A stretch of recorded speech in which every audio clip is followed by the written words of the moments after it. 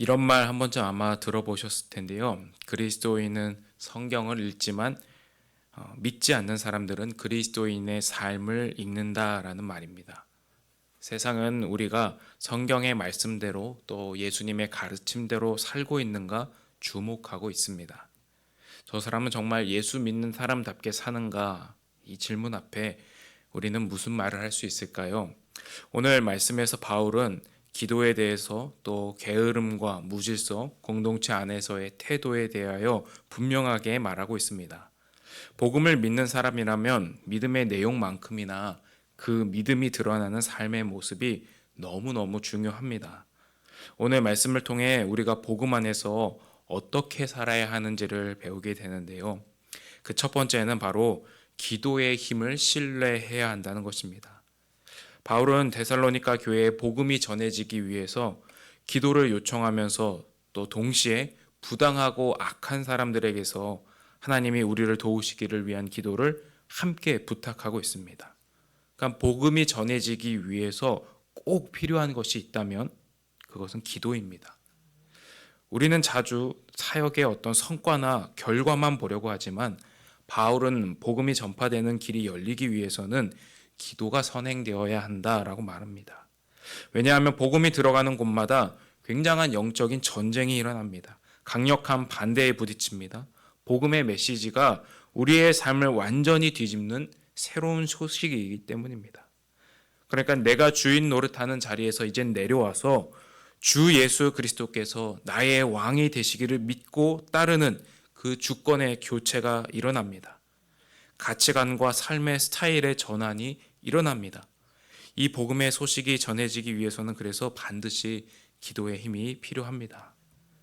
기도를 통해서 우리는 하나님 나라의 복음이 전해지는 그 선교 사역의 중보 기도자로서 또 기도 선교사로서 함께 동참할 수가 있습니다.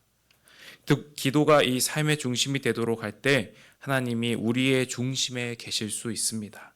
우리는 예수님의 말씀처럼 깨어 기도에 힘써야 합니다. 두 번째로 믿음의 공동체는 질서 있는 삶으로 복음을 증언할 수 있습니다. 바울은 이어서 본격적으로 공동체 안에 무질서한 태도를 지적합니다. 11절 말씀을 보시면은 우리가 들은즉 너희 가운데 게으르게 행하여 도무지 일하지 아니하고 일을 만들기만 하는 자들이 있다 하니 바울은 단호하게 말합니다.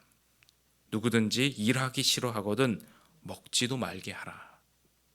여기서 말하는 게으름은 단순한 나태함이 아니라 자신이 져야 될 책임을 회피하고 공동체의 부담만 지우는 그런 태도를 가리킵니다. 이런 사람들이 데살로니가 교회에 생겨난 이유는 재림에 대한 잘못된 믿음 때문이었습니다. 예수님이 당장이라도 다시 오시니까 지금 내가 여기서 열심히 땀 흘려 수고하는 것, 내가 해야 될 일을 해야 책임을 지고 한다는 것이 무의미하다고 여기는 사람들이 있었습니다. 그러니까 영적인 것에만 몰두하고 자신의 남겨진 삶을 방임해 버립니다. 왜요? 예수님이 곧 오신다고 말하니까요. 우리는 종종 믿음은 영적인 것이라고 생각합니다. 그런데 바울은 이렇게 말합니다. 믿음이 있는 사람이라면 자신의 생활에서도 질서를 지켜야 한다. 그 질서는 다름 아닌 하나님이 허락하신 시간과 기회에 대한 책임입니다. 그래서 사도 바울은 자신의 모범을 이야기합니다. 오늘 8절 말씀에 누구에게서든지 음식을 값없이 먹지 않고 오직 수고하고 애써 주야로 일함은 너희 아무에게도 폐를 끼치지 아니하려 함이니. 바울의 말입니다. 실제로 사도 바울은 가능하면 텐트를 만들어서 선교 사역을 함께 이어나갔습니다. 사도 바울이 그렇게 한 까닭이 있습니다. 복음을 더 효과적으로 전하기 위해서였습니다.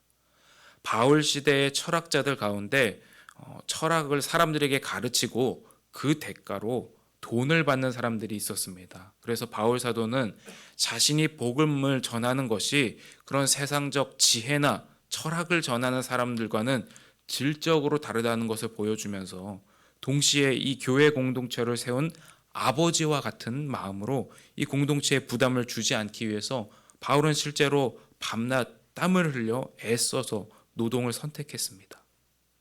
여러분, 예수님을 믿는 사람은 직장에서나 또 가정에서나 이웃 관계 안에서 사도 바울의 말처럼 우리는 신뢰를 주는 사람이어야 합니다. 시간 약속을 잘 지키고 또 맡은 일을 성실히 감당하는 것, 또 공동체 안에서 짐을 나누어 질 수 있는 사람이 되어야 합니다. 복음은 우리의 말뿐만 아니라 우리의 삶으로도 드러나는 진리입니다. 마지막 세 번째로 선을 행하다가 우리는 실망하지 말아야 합니다. 바울은 마지막으로 이렇게 권면합니다. 13절 말씀에 형제들아 너희는 선을 행하다 낙심하지 말라. 신앙생활을 하다 보면 낙심할 때가 있습니다. 기도에도 변화가 없을 때, 또 사랑을 베풀었는데 오히려 상처로 돌아올 때, 내가 선을 베풀었지만 오히려 무시당할 때 우리는 낙심하게 됩니다. 그때 우리가 기억해야 할 것이 있습니다. 선을 포기하지 말라는 것입니다. 왜냐하면 하나님은 결과보다 중심을 보시는 분이기 때문입니다.